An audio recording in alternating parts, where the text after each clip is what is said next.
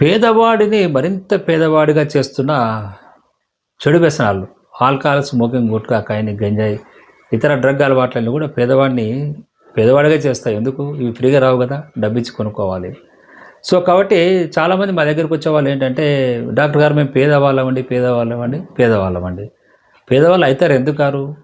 ప్రతి వ్యక్తి మా దగ్గరకు వచ్చేవాళ్ళు ఏ వ్యక్తిని తీసుకున్నా ఈవెన్ నిరుపేద కానీ తినడానికి తిండి లేకపోయినా కూడా పర్లేదు, తాగడానికి మాత్రం ప్రతి నెల 5 నుంచి 10,000 రూపాయల వరకు ఖర్చు పెడుతున్నారు. మళ్ళీ ఇంత డబ్బు ఖర్చు పెడుతున్నారు, ఎక్కడ పేదవాళ్ళు అయినారు వాళ్ళు?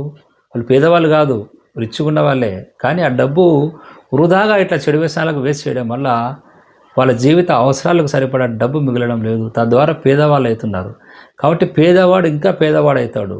సో అలా కాకూడదంటే ఇటువంటి చెడు వ్యసనాలు, ఆల్కహాల్ కానీ, స్మోకింగ్, గుట్కా, ఖైని వ్యసనాలు ఉన్నట్లయితే వాటిని తగ్గించడానికి మా దగ్గర హోమియో అడిక్షన్ ట్రీట్మెంట్, కౌన్సిలింగ్ ఇస్తాము. ట్రీట్మెంట్ ద్వారా మానుకొని బాగుపడితే ఆ డబ్బు మిగులుతుంది, తద్వారా మీరు ధనవంతులు అవుతారు.